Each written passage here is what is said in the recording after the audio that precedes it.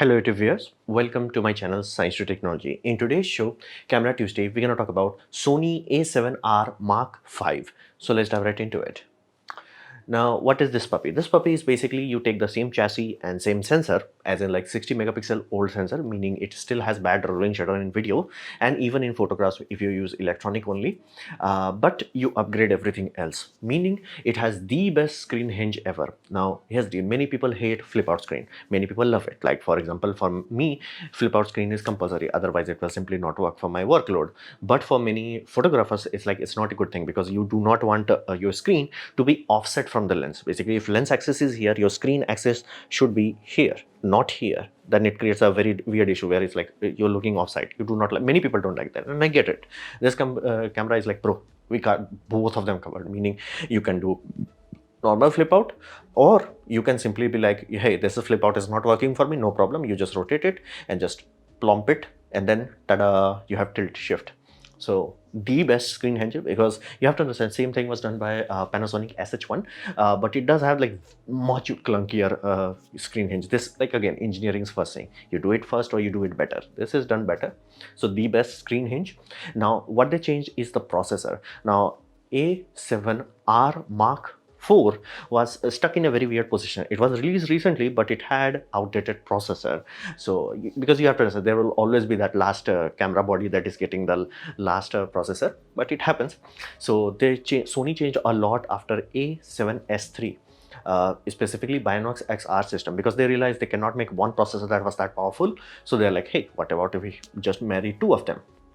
So this gives them a lot of processing power. What kind of processing power? Now this huge files, that is around 150 to 160 megabytes file size of 60 megapixel can be losslessly compressed.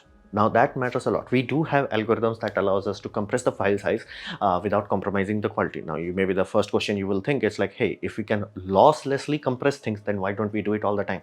Well, it takes insanely large amount of computational horsepower, so it's not something that is easy. That's why you do not find this sort of option in any cheap cameras. These are expensive, computationally speaking, processes, algorithms. We don't even use it in day-to-day life in computer industry also. That's how extensive it is. So it's a miracle that they are doing it. Now be mindful, it's not unique to Sony, it's also there in Nikon and some Canons. It is a pro level kind of feature, because it does give you best of the both world. It gives you the full working range of a raw file without compromising your card storage or hard drive storage. So it does give you best of the both world, and burst clearance is far more better, simply because not only you have better processor, you can stream files much more efficiently, even if you have UHS 2 card slots, SD UHS 2, and if you are using basically C Fast Express Type A cards, the pipeline is fat enough that it is inherently running smooth. But be mindful, this is a slow camera, so it's not saying much, simply because it can only go to roughly, give or take, around 10 fps. That's also exaggerating. Realistically, you'd be lucky to get 5 fps with all the settings cranked to the maximum. If you're like, hey, I'm doing this compressed, like maybe many people will like, hey, I would like uncompressed. So you have to understand that there is like compressed, losslessly compressed, all that. So once you max out every setting, this camera is not a fast puppy. Do not expect that. So basically exactly A7R Mark IV with improved guts. So what has been improved? Now the biggest improvement is the much better in terms of autofocus. As in, they realized very early on, the Sony autofocus is really good. Like that's how Sony became such a big thing, because the autofocus was good. But here's it was randomly found of itself being second hand to Canon, because Canon literally the eye focus and face autofocus, that both were good enough, both were like neck and neck, but Canon was tangibly much better in terms of animal photography. Like its R5 series was tangibly better. It was like, dude, wildlife photography, just buy Canon, the end.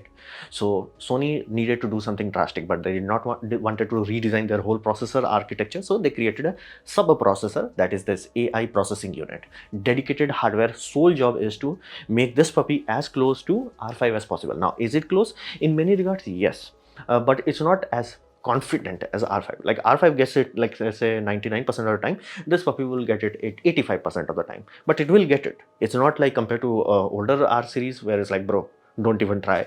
This is like, it will still have some hunting, but you can get it. Meaning, if you are doing bird photography on the side, the camera will be like, dude, this is not my job, but like I'll do my best. So It is a good jump. It is a tangibly good jump. Sony literally went from like we have eye and all that, and everybody is like, yeah, those are awesome, but like the moment you touch animal, you poof. So now Sony is like, no, we can even got that car, bird, plane, insect, all that using independent AI chip. And if this puppy becomes successful over time, there's a very good chance, depending on how good the AI chip is, they could improve the training data that is going into this puppy, meaning some firmware update can actually make your camera much better if done correctly. Time will tell, and if this works out as Sony is expecting, there is a very good chance this AI chip will become the next thing in all Sony series. And it has much better color and white balance. Many people were tangibly dissatisfied by how Sony was messing up the colors, not the file. The file was there, raw file was there, but you always needed to, go through some extra step of tint adjustment, white balance adjustment to get the right colors.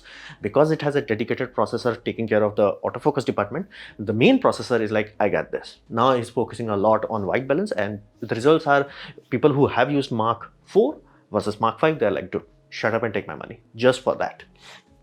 IBIS has been improved. Be mindful, IBIS still is superior in Canon. So Canon, you can do this. Like basically put your camera lens facing towards you. You can do that on wide angle. It will have the corner flipping, but it will work. This barely pushing it. However, they have improved it. So what did they improve? They improved the telephoto end drastically. Meaning if you have a big ass telephoto lens, like let's say 70 to 200 or anything above 200, this puppy is like, I got you, fam. Like you will be shocked how good it is. Like it's almost reaching a point where it's like, oh, how Panasonic does with a sensor and IS stabilization, calculating in tandem, it can do that. But generally it will give you really good results in telephoto, not in wide angle. So that's improved. The EVF have been improved, like the best of the best they can do, and heat dissipation architecture has been added. This was become a standard thing from A7S3. They figured it out. It's like processors are getting hotter, not the sensor processor. So they're like, let's add cooling to it. It's like every computer manufacturer is like, bro, we have been doing it from 1990. So added cooling frame structure there. So improvement has been made, and the biggest change, if you are dissatisfied by Sony's autofocus improvement, like they reached a point and then they are kind of stagnating. This is first time they are like, no, we can still push it further. So yes, it is good at this point in time. Any Sony camera that you are buying generally will have a more than good enough autofocus system for more than enough scenarios. But if you want to with that extra 10%, this puppy has that. And this will, if it works properly, this will set the new precedent where Sony can actually compete in animal and tracking other sort of subjects. For example, aircraft, insects, cars, trains, things of that nature. So improvement is, this is almost like, things to come kind of scenario. So what about video? Well, short form, not great, not terrible, because here's the flat out Canon R5 will give you better option, flat out, not even comparison, flat out.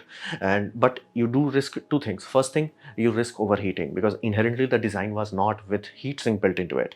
So yes, they can keep increasing in firmware, but again, all you are doing is increasing in firmware. You do not have heat dissipation structure, which the DIY perks showed. Like there was place for putting a copper. He just put a copper inside the chassis that improved the recording time. But again, then you will hit a second limitation, 30-minute limitation. Why Canon does that? Because Canon thinks is the big guy. Canon is the only thing, and they are like, hey, if we remove the 30-minute limit, who will buy our C series lineups? Which shows like how useless their C series is. Like if all you are selling in series, hey, 30-minute recording limit is like, that means your C series is really not that good. Like think of it, it's like, sir, why are you like 30-minute limit? There was a law for it. That law has been revoked for years at this point in time. And Sony did it, like the moment law was changed, Sony was like, A series was A6100s were getting it. They're like all abroad the board. Anything released after the law change is like, bro, no 30-minute limits. Awesome. Canon is like, no, people will not buy our C series. I'm like, are you seriously saying that your C series, the only thing it has is more than 30-minute recording limit? Actually? Seriously? Really? So that's one of those things that you will be dealing with Canon. Now again, if it matters to you, it matters to you. If it does not matter to you, no problem, but you will still be risking overheating. On top of that, the worst news that I have come across recently, which I genuinely wish hope, pray and beg that's false that Canon is flat out blocking third-party lenses. Flat out third-party RF lenses would be blocked, meaning there will not be any third-party native lenses released for RF series. For example, E-mount, you can buy E-mount from Sony, Sigma, Tamron. Like these are the big boys. Again, there are other options also and lot of options, and you like that. You like that. So why? It gives you competition. That makes your first-party lenses good, because this is the first time you can genuinely buy Holy Trinity lens like 70 to 200 and you'll find Canon lenses are garbage. It's like, how? Again, I'm reasonably sure some product manager was like, I want compact lens, and every lens engineer was like, bro, if you make it compact, you compromise optical quality. Like there is a reason we make telescopes big. There is a reason we try to make them even bigger. Like there are some laws in physics. That's how light works. It's like, bro, bigger, just bigger. Now, of course, you want to remove glass elements, you want to use better design elements, all that. But if you try to make it compact, it actually worse than their DSLR 7200. How the heck that happened? Again, because they do not have any competition in RF mount. You're like, what else you gonna do? Now, Sony had garbage 70-200. Mark 1 was garbage, flat out garbage. But because they had 70-200 from other vendors, they were like, okay, that string them along long enough. And when they developed a good one, now you have two: a good option, a better option. Better option is more. Good option is good enough in cost. So removing third-party lenses is a very tangible sin, because again, even my Canon 800D DSLR has Sigma lens on it. So that's the whole point. If this is true for many people, it's just like, nope, Canon, nope. I hope Canon revokes their statement, but let's see. Now, what about Sony? Sony has way too many crops, and I'm reasonably sure, given the processor that they are using, and given the fact the same processor is used in A7S3 and A1, I'm reasonably sure they are intentionally crippling it. Intentionally, as in like, if basically like the 30-minute limit, there's like, if you want full frame, go A1. If you want full frame, go A7, S3.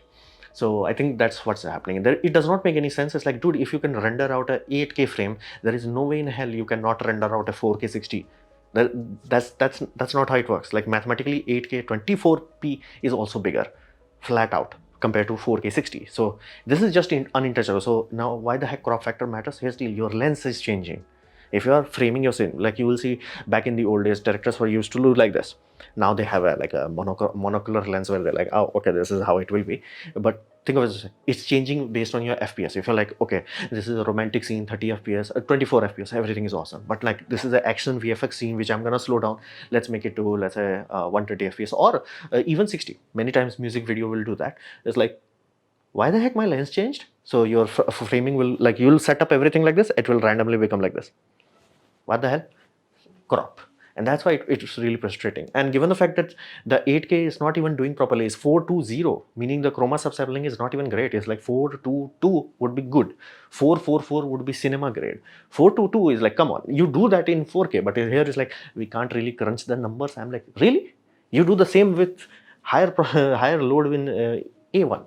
So 420, that's compromised. 10-bit, okay, good. 8K, but only 24 FPS. It's like, you can't even send it to TV. But it does have external RAW. So if you are happy with 4K, and if you are like 4K 24 FPS or 4K 30 FPS, that's all you want to do, and you do not want to even lose that, because again, what are you buying? You are buying full frame lens with full frame sensor. So cropping is not acceptable. You have to change your lenses. So in those sort of scenario, if you can add gimbal to it, that will allow you to gain back that basically crop that it comes from active steady. But if you need RAW, you can still do it. It does have HDMI output RAW, meaning using some external recorder will allow you to achieve true high-grade recording. And given the fact Sony has a really garbage memory setup, it would be much better to use external RAW if you need that. If you really need that 444 kind of recording system, you can do that. So for many cinema people, it will work, but it's like neither Canon nor this is high. And why I'm comparing directly to Canon? Because price range is exactly the same. But again, if the Canon is blocking third-party lens is true, flat out bye-bye Canon. Flat out. Like flat out buy Canon. So should you buy it or not? Well, reality is this camera is specifically made for Sony buyers. Meaning if you were in Sony A7C, if you were Sony A7 Mark IV or things of that nature, basically you jumped into Sony ecosystem and you feel ready. It's like, now I have lenses, now I can jump into R series for resolution. Whatever you need, you are like, bro, I think I need to up my game.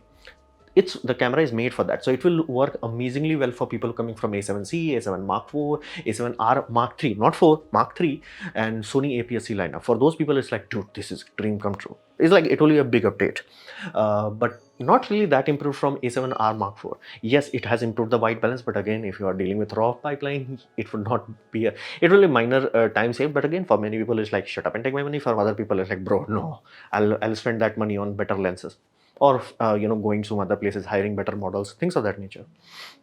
So do not expect like wow kind of difference from our Mark IV to our Mark V. So that improvement is, again, if autofocus was your main issue, then again jumping into this puppy makes sense, but for most people it does not. It has better autofocus and quality of life improvement for many. Like for example, improvement in USB-C power delivery, it has been made such that it can charge much more efficiently, much more fast using normal PT delivery charging system. Again, minor changes, but again, quality of life improvement, meaning your laptop power brick that is running on power delivery structure will work flawlessly. You don't have to bring your own system, and you don't have to suffer the consequence of the old model where it's like, yeah, you are charging it, but it will take 4 hours to charge. So that's good. Now, crops in video limits its usability, but does not make it useless. It's just like, yeah, you have to know it. You have to plan around it and all that. So that does come with some consequences. Now, the most blood boiling part is the expensive card format, because it's just raw stupid. It's like, to give you an idea how stupid this is, think of it this way. Sony was, hey, we are Sony. We have this brain damage idea that we always want to make new format. Now, some format do work out. For example, the Blu-ray format, that did work out for them, but majority of the format does not work out. For example, remember they created a new format for their PlayStation Portable, did not work out. Created a new memory card format, Magic Gate, did not work out for them.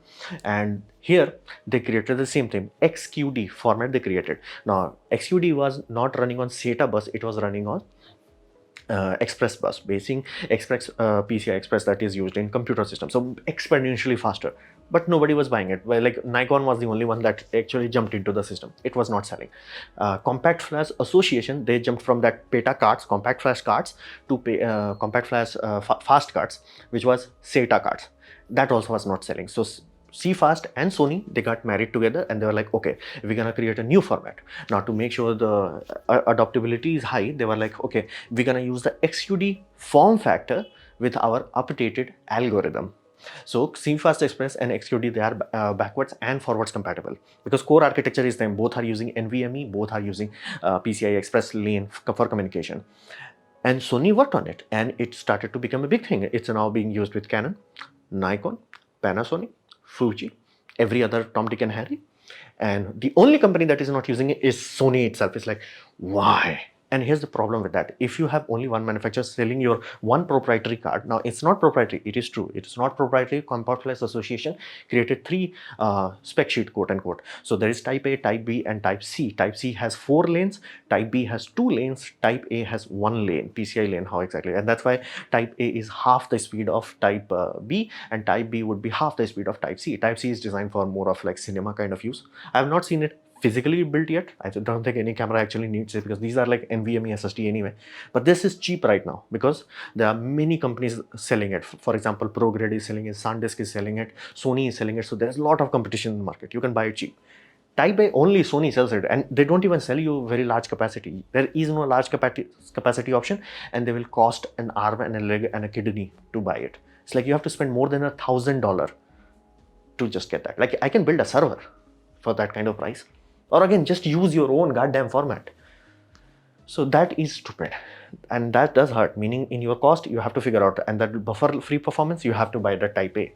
UHS 2, good, gets the job done, but you do need to jump into CFast Express Type A. That is fundamentally stupid. It's like, you created the XQD, use the same goddamn mold, use the same electric pin out, it's the same thing, you just have to change the firmware. It's like, it's genuinely stupid. It's like, we're gonna create our own standard. It's like, dude, that's not how it works. You have learned your lesson from Magic Gate. I hope you have learned it, but apparently not. So this was my presentation on Sony's R series, latest update, R Mark V. Hopefully you have liked it, learned from it. In that case, please click the like button, share it amongst your friends. That will help me a lot. If you didn't like it, didn't enjoy it, I urge you to press dislike. Press it twice to show me extra disappointment. Please leave a comment, because I do try to reply to all of them. Subscribe, press the bell icon if you're free. And as always, thanks for watching.